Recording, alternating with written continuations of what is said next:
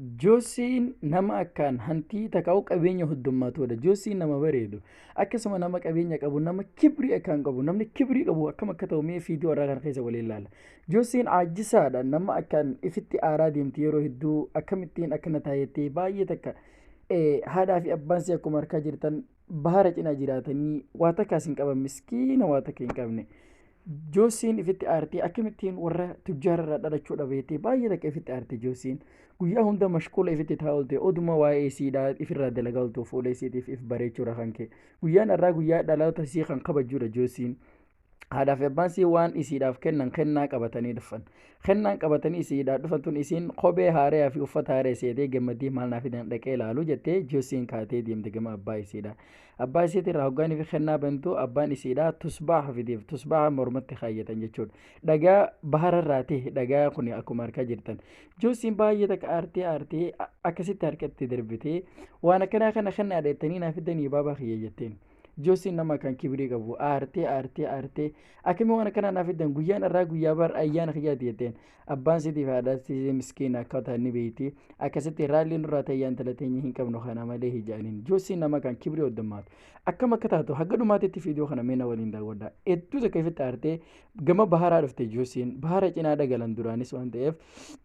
Joosiin tusbaaha takkaa'u mormarraa qabdu kana aartee akkami waan akkana naaf fidan jettee baay'ee takka ifitti aartee tusbaaha kana gama baharaatti ifirraa darbite tusbaaha.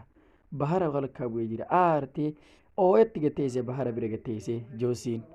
Joosii oduma taa'aa jirtu gurbaan jallaan kalluunaa gubbaan namaa tokko kan akkam bareedutti as bahe.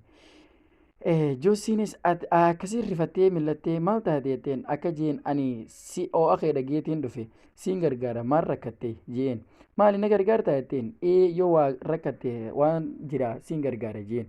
akkasitti ni rakkadde jetteen maal barbaadde jee gaafannaan uffata hedduun barbaada uffataa fi waan babbareedduu jetteen okee siin gargaara rakkoon qabuuti kottu na wajjin deem jeen akkamittiin seena bahara kana jetteen duba. Innis baay'ee takka itti yaadee kottu rakkoon qabuuti waan ati barbaadde uffata haaraan barbaade jetteen uffata bareeda siifiin kana rakkoon qabu kottu jeen akkasitti Joosiinis jala deemuudhaaf murteessitee akkamittiin duba jeessee hojii deema bishaan kanaan na ukkaamsa jetteen laasin ukkaamsu rakkoo hin qabu kottu jeen innis okee jettee Joosiinis yeroo ati qofitti yaaddee gad deemte gama gurbaadha. Gurbaa harka qabattee geessante gurbaan mataa isiidha haguuggii itti kaayee akkuma harkaa jirtan haguugame mataan isii. Wanni takka seenuu hin danda'u bishaan jechuudha. Amma fudhatee deemeen gama baharaadha. Gurbaan jalaan kalluuna gubbaan ni jira gaa namni kanaa yoo beektanii deemeen gama isaa fide jala baharaa fide gama aakhira baharaadha. Hoggaa fidu mana akkaan bareedu masaraa akkaan babbareedu tan daabbaniitti dhufte. Oduma kana ejjaa jirtu achi ilaaltee manneen kana keessa waan bareedduu kan isitti tole takka agarte mana hogga seente. Mana seentee akkuma harkaa jirtanii mana kana keessa waan babbareedu garaagaraa jira gamarra uffata akkaan bareeduutu jira laal. Gurbaan kunis baay'ee takka ajaa'ibee akka Joosiin uffata malee fi maallaqa malee waan biraa takka irraa yaada hin qabne arge gama isii duuba uffata bareedaa jira gama duraa maallaqa hedduu takka jira baay'ee takka gammadde Joosiin. Haadhaa fi abbaan siitiis bahara cinaa dhufanii intala isaanii barbaadanii oduma akkaan yaaddawaa jiranii intala isaanii dhabanii Joosii jedha waaqa jira abbaan sii haati siitiis akkasuma. Eega dhabanii baay'ee takka lakkafanii intala teenya jiin inni irraa fudhate jedhanii walii galanii baay'ee takka haati siitiis akka malee boochi Joosii duba asirratti jechuudha. Haala intala sii dhabuutirraa miskiinummaa irraa kan ka'e jechuudha obboleessoo. Yoo ta'e haadhaa fi abbaa kee miskiinummaa jecha dhiiftee akka ati mudachuu teessu harkoof teessaa. Haati isii duba aartee ifirraa dhiisii jeen jinni fudhate intala teenya. Amma asirratti haati Joosii baay'ee takka boochee abbaan isii qabee firaa kuteen. Joosiin haadhaa fi abbaa isii hirraanfattee uffata akkaan babbareedaa ifitti keessee masaraa tan keessa marachuu eegalte gama biyyaa deemuudhaaf kaate. Asuma irratti warree waardiyaadhaa dhorkan akka hin deemne Joosiin deebisaniif duba. Joosiin if duuba deebitee maal bakka tun aajjisa hoddomaatte ani ganaa haadhaa fi abbaa kiyya arguun barbaada akkamiin tahanii jette Joosiin as dhaabatte. Joosiin haadhaa fi abbaa isii arguu hin dandeenye jechuudha. Oduma isiin asii yaaddawaa mataan dhukkubaa jiru gurbaan jalaan kalluunaa gubbaan namaa itti dhufe. Maal taate intala ta'u jeen duba gurbaan dhufe. Ani duba bakka tun aajjisa qabdi hedduudha bareeddilleedha garuu ani haadhaa fi abbaa kiyya arguun barbaada jette Joosiin. Jechi kun hoggaa afaan sitiraa gurbaanis baay'ee takka aaree nyaara isaa jijjiire. Akka jeen jecha kana booda sirraa dhaga'uu hin barbaadu jee achumatti jinni akhiraa ittiin guddaadhaatti tahee ilkaan isaa hamaadhaatti ta'e tara tana booda as keessaa bahuudhaaf carraa tokkollee hin qabdu jecha kana booda jecha tokko sirraa dhaga'uu hin barbaadu kana booda kilmaa takkeen godhin as keessatti akhiramtee jiraachuudha qabda je'eenii baay'ee takka loleen gurbaan jinnichaa hoone yeroo duraa isiin kibrii isiin qabdu waalidkaa isiititti dambii seente sanirraa obboleessa kan kee jechuudha haatee fiide oduma isii fiigaa jirtu hukmii ajaa'ibaa takka kan duba gurbaan qabaa intala tana hidhatti darba habsii naqaa jeen fuudhanii mana hidhaatitti darban kunoo joosiin hidhamte akkuma harkaa jirtan mana hidhaa seente gurbaan kun waardiyaa kana arma taa'ee eegaa intala takka dullatti takkaatu joosii mana kan hidhaa kana keessa rakkate alla ganaatti hin deebu arma keessaa na baasaa arra buutetti hin deebu jettee baay'ee takka booche duba joosiin isuma akkana booyaa jirtu joosiin as keessatti akka yaaddoytee walwalaa jirtu namni guddaan dullatti wayii takka nyaata dhiyeessitee fi dhufte joosiin nyaata kana irraa fudhattee galatoomi jetteen dullattiin hoo ati maal torma si fide yaan talatoo jetteen amma guyyaa lammaffaatiis akkasuma nyaata fiddeef dullattiin tuni jechuudha nama guddaadha amma deebitee joosiin ifisi waliin haasawanii ati eessaan as dhufte jetteen joosiin nama guddaadha jetteen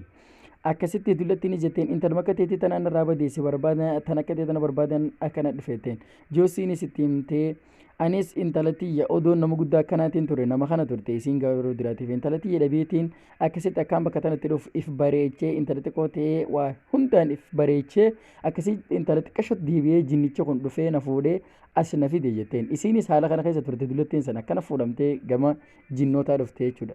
eegaan duuba harma dhufee nama guddattiin if jijjiire jetteen bahuudhaaf yeroo hedduu yaaleetiin ture jetteen akkasirratti yeroo hedduu wajjinaa san akkasitti joosiinis jetteen ani nama akkaan humaatiin ture haadhaaf abbaa kiyyaatti ballama seenetiin waan isaan naa kannan kennaa isaan naa kannan akkaaniin isaanitti aarsaa ture nis booyee yeroo hedduu haadhaaf abbaa kiyya tuffachaatiin ture jettee baay'ee takka bakka tana yaadattee hedduu takka aarte joosiin jechuudha bakka amma isin garsiise kana yaadattee baay'ee takka ifitti gaddite joosiin oduma isiin akkana walwaltee wareeraa jirtu haatiin kennaan tee tanaa jetteen hay ati kennaa kiyya akkamitti beeyte jetteen joosiin ani odoon bahara keessa diimaa jiruutiin kennaa kana arkee kennaa kana kaadhaaf abbaan keessii kannan hededhee qabeesiif fide jetteen namni guddaan kunis joosiinii fi isiin yeroo dheeraaf duba wajjin haasawanii joosiinis kennaa kana fudhattee baay'ee takka yaaddoyte waan haadhaaf abbaasii dambii itti daleedeef jecha takkaa'uu dogoggoratti hojjetteef jecha joosiin baay'ee mataan dhukkube jechuudha. amma haadhaaf dullattiin tunii fi joosii waliin haasawan akkamitti akka as keessaa ba'an gurratti as jettee joosii waa hedduutti haasawite akkaataa summii itti nyaachisan waardiyaa kana dullatti tanaaf himte dullattiin alaashaa waan as keessa daleeyduuf jecha dullattiin guyyaa booda daleeyduudhaaf nyaata fidde daleeydichiinis nyaata waardiichi achumatti du'ee lubbuun irraa baate akkuma harkaa jirtaniin joosiinii fi dullattiin bahanii mana hidhaa kanarraa gama barraadhaa bahan oduma bishaan daakaa jiranii ay nasiiba hammeenya bishaan keessaa bahan silaa akka carraa isaanii yaada isaaniif eenyutu dhufe asirratti jinnichi akkaan guddaa kan waardiyaa eessa baharaadhaa dhufe lamaan keessan na duraa hin baatan amma dhaabbadhaa daqiiqaa kan keessa yookaan ni duutan jeen achumatti haguugaa itti haguugee qad godhee dhaabi jara lachuu booyichaan hafanii asirratti isaan lachuu walwalan tokko baafachuu hin dandeenye harka jinnicha kanaati ay carraa haadhaa fi abba dambii seenuudha wayyaa nama haadhaa fi abbaan keenya jiru alhamdulillah jaa'ame amma jinnichinis asitti itti khoflee baay'ee amrii ajaa'ibaa takkatti kana na jala ba'uudhaaf hin yaadne garuu hin dandeenye jeen battaluma tanatti facaase ammas biraankii irra dareegee lafa gadhiisisa lachuu amrii ajaa'ibaatti kana lamaan keessaa nama tokko aslaadhaa kaniin ajjeesu inni tokko ni baha inni tokko ni du'a jeen isaan cinaa dhufee gurritti itti haasa'e nama tokko ammas kana nama tokko ni ajjeese jee biraankii godhu jira itti tattaphachuu jira jechuudha gurbaan kun amma jinnichi oduma isii biraankii godhee itti taphachaa jiru jara lamaan keessaa nama tokko kaniin ajjeesu hatattamatti aslaadhaa jeen amma joosiinii fi dullattiinis nama tokko aslaatuudhaaf walii galanii joosiinii fi gurbaan joosiinis baay'ee takka xiqqootti fakkirtee nama guddaa kana naaf baraare anaatu du'aa jetteen joosiin gama dullattii tanaa as jettee duba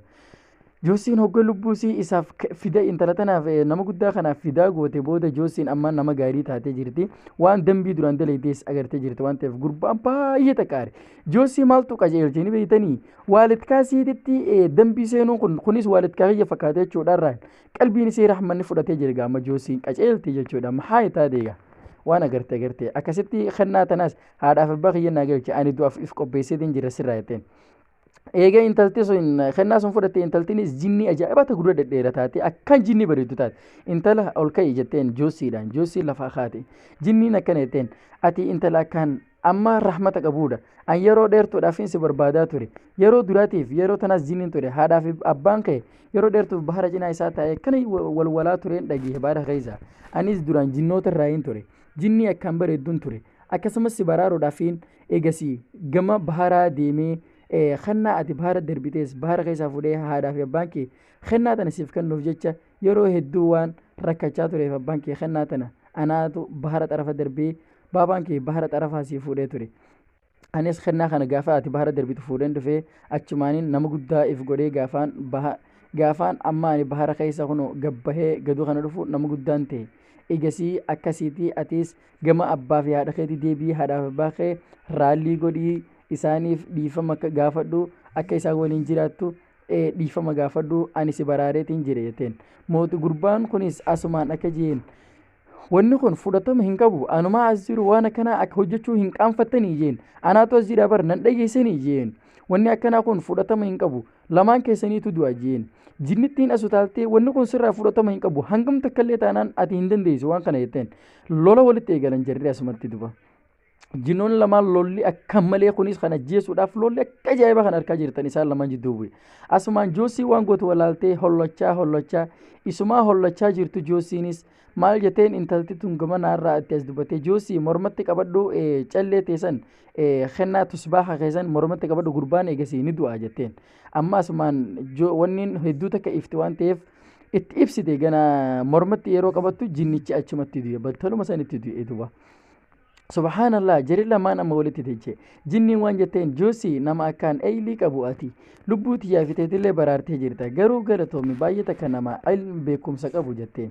joosiinii fi intalti walii galanii hayyee chaw jaanii walii galan atis deemi haadhaaf abbaa kee raallii godhi jetteen haadhaaf abbaasiitii as jiru joosiin dhuftee akka malee morma seentee fi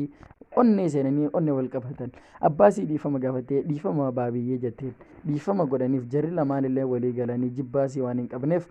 joosiidhaa fi isaan akkasirratti jiruu gammachuu waliin jiraatan obboleessa wanii ani seerratti isinidhaan barbaadu warreen haadhaa fi abbaa qabnu alhamdulillah jennii gammachuu takkaan haadhaa fi abbaa si waliin joosiin dalagaa kalluunaa eegalte akkasitti obboleessa kiyya fiidiyoo kanarraa waan guddaa baratan jeetii yaada warreen fiidiyoo kiyya kun isin qabiyyoo beejii kiyya Abu Khaalidiif haaraw taatan laayik gochuun dagatina chaayinaala kiyya sabiskiraayib gochuun dagatina fiidiyoo kana babbareedaa yoo qabadhee isin dhufee yaada keessan koomentii jala nuuf barreessuun dagatina yoo fiidiyoon kun isinitti tolee sheer gochuun dagatina salaamtaan daganne والسلام عليكم ورحمة الله تعالى وبركاته.